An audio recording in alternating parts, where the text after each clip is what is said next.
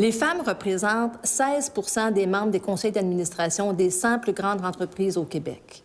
Et le pourcentage des femmes dans les conseils d'administration augmente annuellement de 7 Alors, à ce rythme-là, on va encore attendre 16 ans avant de connaître la parité. Le réseau des jeunes femmes leaders offre de la formation et des outils aux jeunes femmes afin de leur faciliter l'accès aux lieux décisionnels. Mon nom, c'est Marie Aude. Je suis coordonnatrice des programmes de mobilisation 18-30 ans chez Oxfam Québec. Et durant un de mes mandats chez Oxfam Québec, on m'a demandé de siéger justement sur un tout petit CA de la CETAR, qui est Coalition étudiante pour les transactions responsables. Et auparavant, moi, jusque-là, être sur un CA, c'était pas un type d'engagement très actif. Moi, j'avais l'impression que pour m'engager, il fallait que je sois militante, que je sois dans un événement, dans une manif, ou que vraiment, physiquement, je sois présente.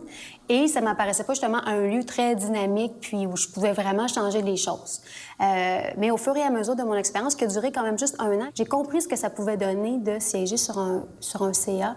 Et j'ai eu envie, je trouvais que ce genre d'engagement-là me permettait vraiment de m'engager différemment, dans un bénévolat que je dis plus stratégique. Donc, t'es moins dans l'action, mais t'es plus dans la réflexion, dans la vision.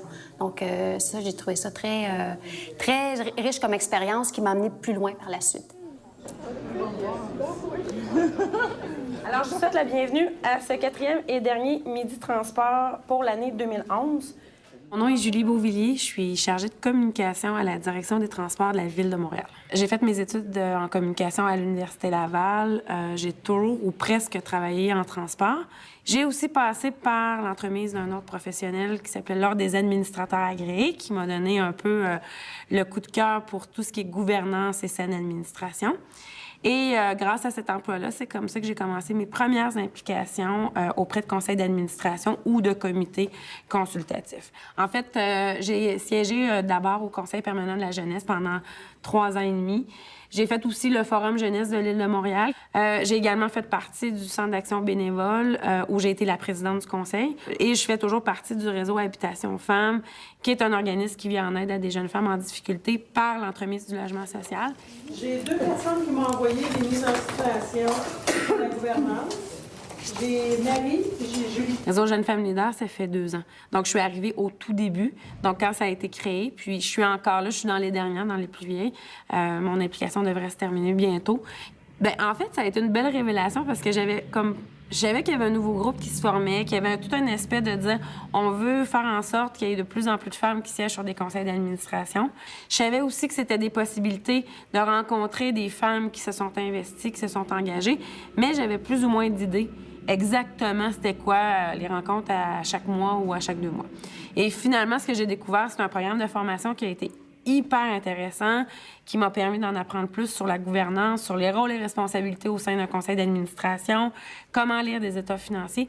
C'est des choses qu'on apprend souvent sur le tas lorsqu'on rentre dans des CA, mais souvent, on se dit, bien voyons, il me semble qu'il me manque un peu de connaissances, il me manque un petit quelque chose de plus pour être capable de pousser plus loin mon rôle d'administratrice. Puis c'est ce que le groupe Jeunes Femmes Leaders m'a apporté.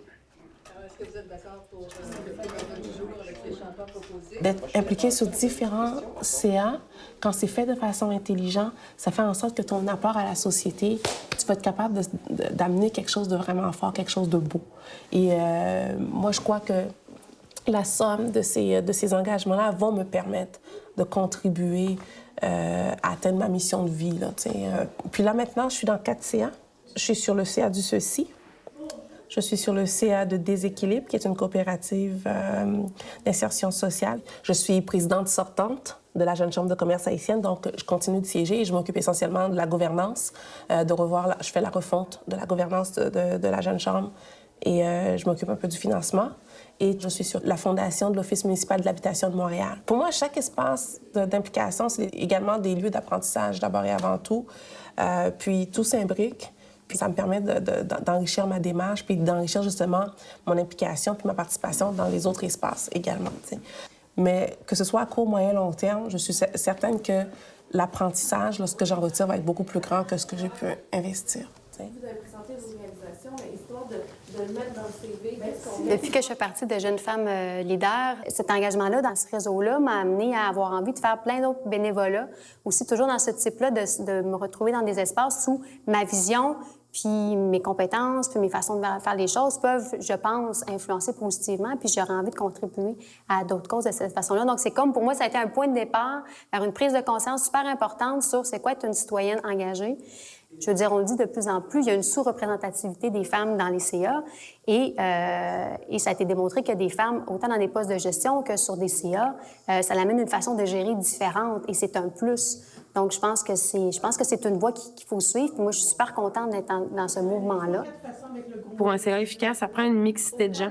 Donc, ça prend des gens qui ont des expertises différentes. Ça peut être des avocats, ça peut être des comptables, ça peut être des gens en communication, mais essayer de mixer tout ça pour avoir différents points de vue. Prenons le côté positif de la gestion des gars, prenons le côté positif de la gestion des filles, mêlons ça ensemble. Ça va donner, je pense, une société vraiment meilleure, autant au point de vue politique que point de vue d'engagement auprès de conseils d'administration. Je pense que c'est un peu ça ma prédilection pour, en fait, ce que je cherche à atteindre comme objectif d'administratrice.